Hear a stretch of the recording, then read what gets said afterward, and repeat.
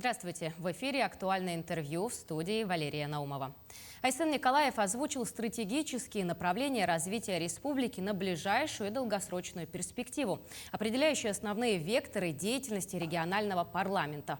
Правительство органов местного самоуправления также объявил, чему будет посвящен 2022 год. Прокомментировать прозвучавшее послание мы попросили Валерия Лютова. Это руководитель регионального исполкома Общероссийского народного фронта. Валерий Алексеевич, здравствуйте. Здравствуйте. Давайте вначале я спрошу у вас, какое у вас сложилось первое впечатление от послания главы республики? Что вы ожидали услышать? Ну, мы все, наверное, ожидали, и я в том числе, какие у нас меры в республике будут приняты, чтобы облегчить жизнь людей. Это улучшить благосостояние людей. Это важно же. Сейчас, тем более, у нас такой период и с экономикой сложности, и с пандемией. Вот это вот для меня было важно. И первое впечатление сразу же сложилось, вот, это что была конкретика. Конкретика была направлена во многом именно на это.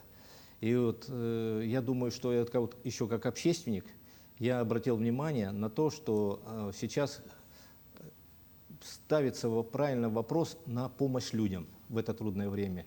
И меры были обозначены четко, и они даже были аплодисменты в зале, и я тоже очень доволен.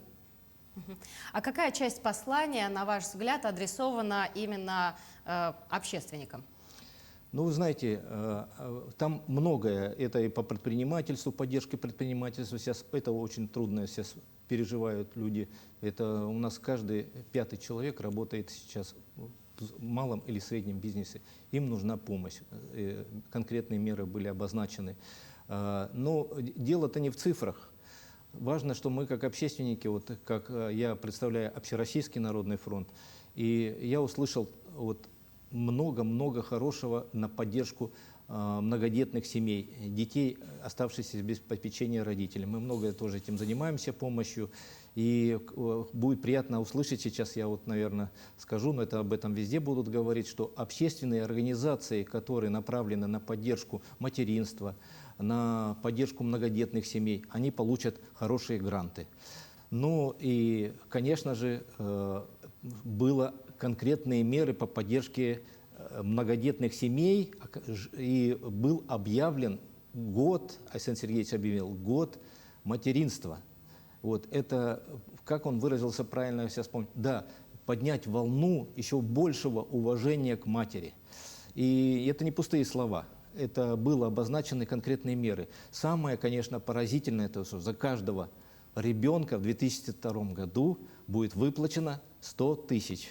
Вот, тоже вызвало аплодисменты. Но, кроме того, много программ было озвучено, в том числе освобождение от физических лиц от налогов от многодетных семей, удвоение вознаграждения за материнского.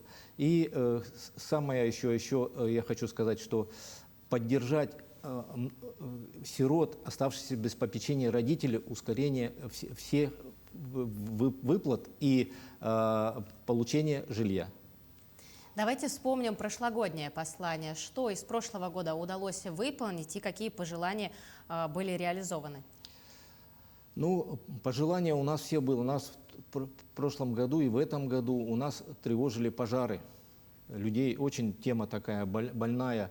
И в этом году очень было продумано все. Я вот услышал, что были не только выделены огромные средства, сейчас 1 700 000 000, но и созданы специальные программы единой авиационной охраны, единой службы, мониторинга и так далее. Вот есть надежда, что сейчас эти принятые меры, вот они предотвратят и будут на предупреждение работать вот этих пожаров. Я вот как Общероссийский народный фронт, как пример приведу вам, что есть механизм нашей работы с властью. И у нас есть ежегодные послания, вернее предложения главе, и где наши эксперты по нашим мониторингам предлагают конкретные меры. Ведь мы не должны только критиковать, мы должны предлагать решения. Мы предлагаем какие-то решения. И вот мы ряд решений предлагали, и как ветеран боевых действий, от всех ветеранов боевых действий хочу поблагодарить Айсена Сергеевича за принятое решение, которое мы давно предлагали, освободить ветеранов боевых действий от транспортного налога. И официально объявить, что 1 июля со следующего года у нас 1 июля это официальный праздник, День ветеранов боевых действий. В этом году региональное отделение Общероссийского народного фронта выступило с рядом инициатив в адрес главы республики. Расскажите, что это были за инициативы и были ли они услышаны? Ну, мы еще их не передали. У нас прошла конференция. Мы сейчас еще дорабатываем эти предложения. Но у нас есть такие предложения, которые трудно решаемые, потому что это вопрос федерального уровня. С той же Ифановской больницы, которая, ну, она все-таки сохранилась. Мы по нашей просьбе, по просьбе всех, так сказать, кто там прописан был, да вообще во всей общественности, но не в том виде, как мы хотели. Все-таки многие были вынуждены прописываться, перейти в другие больницы. Но это федеральный уровень решается. Но все равно мы будем этим заниматься. Кроме того, малая авиация, это предприниматели подняли вопрос. По здравоохранению много у нас вопросов. Перечислять я сейчас не буду, потому что у нас времени мало. Но, например, мы мониторим ветхое аварийное жилье. Вот хотелось бы, чтобы был единый диспетчерский центр. Много вопросов, по ответам у нас должна быть прозрачность в этом вопросе полная. Вот у нас порядка 40 предложений по всем направлениям. Вот в том числе и самое главное – это демография. Вот то, что я уже в самом начале сказал, это семья, это многодетная семья и дети, оставшиеся без попечения родителей. Это вот самое важное сейчас. И этот год, я думаю, будет очень значительный. Ну, давайте немного, может быть, остановимся на этом вопросе и поговорим поподробнее. Конечно, 40 ваших предложений, инициатив не нужно, но давайте, может быть, какие-то ключевые, главные, пройдемся по ним. Ну, во-первых, у нас, еще раз говорю, предложения формируются на основе мониторингов. Это мы весь год работаем, изучаем проблемы. Мы занимаемся и экологией, это незаконные свалки, добиваемся, чтобы их убрали на закон. И это мы забиваем безопасные и качественные дороги. Мы добиваемся, чтобы их вовремя ремонтировали, ямы, где угрожают транспорту и вообще угрожают жизни порой людей. Мы также добиваемся признания жилья аварийным, чтобы его был аварийный, чтобы график выдерживался. И самое главное, чтобы качественно строилось жилье. Потому что люди радовались, переезжали и радовались в новое когда жилье. А у нас была такая в прошлом году и позапрошлом, ну, извините, такая не совсем, может быть, понятная, но для нас понятно. Это старое новое жилье.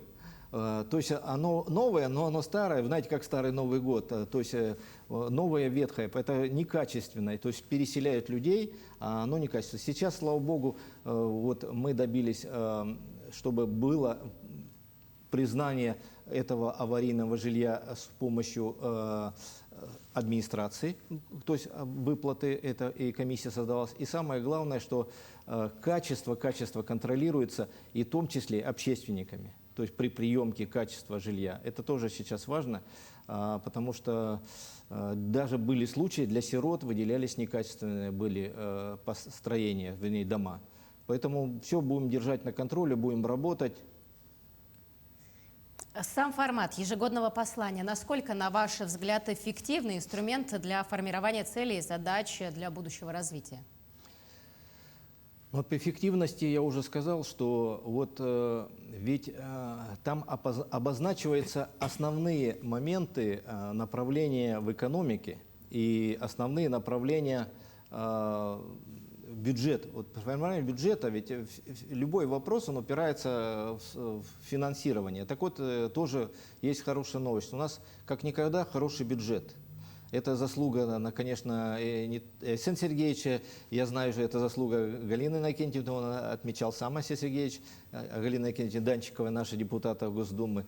Но не будем скромничать, и наш парламент, мы принимаем бюджет. Вот, бюджет неплохой, но я не скажу, что на все хватает. Средств всегда где-то не хватает. Хотелось бы больше на инфраструктуру для многодетных. Я думаю, тоже мы этого отметим вот, в следующем заседании парламента. Но все, еще раз говорю, что было отмечено, что да, у нас Сейчас надо все меры принимать, все вот эти, которые сейчас в бюджете меры приняты, это направлены на благосостояние, увеличение благосостояния людей. Вот это важно. И здоровье, конечно, потому что на здравоохранение там особенно отвелось очень много времени.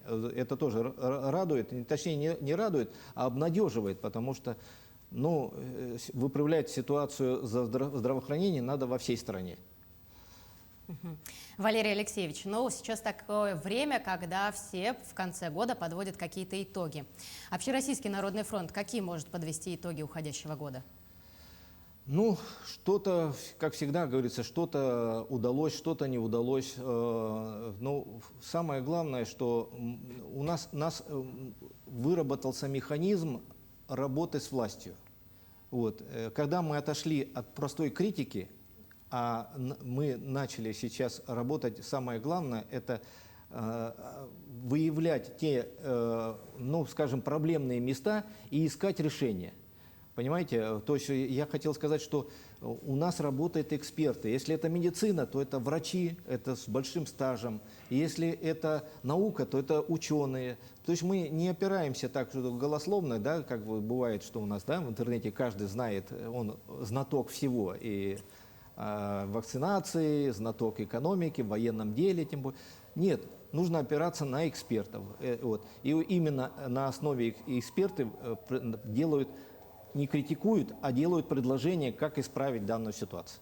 И в конце нашей беседы, может быть, поделитесь, каким, на ваш взгляд, будет следующий 2022 год в республике? Я не, как говорится, не астролог, но скажу так, что будет, наверное, он будет сложный, но не безнадежно все. Еще раз говорю, у нас хороший бюджет, у нас впервые рост населения, приезжающих больше, чем уезжающих. Вот этот факт, он маленький, но он о чем-то говорит. И дальше мы должны, конечно же, эта вся программа нацелена, что озвучил Александр Сергеевич, чтобы это был лучший город Якутск на Дальнем Востоке. Мы сейчас по многим позициям идем впереди, первое место занимаем. И я думаю, что, несмотря на эти все трудности, будет облегчение и легче. И это касается не только работы правительства, депутатов. Я думаю, что это должно обязательно коснуться каждого гражданина, чтобы он почувствовал, что у нас, мы знаем, сейчас цены растут,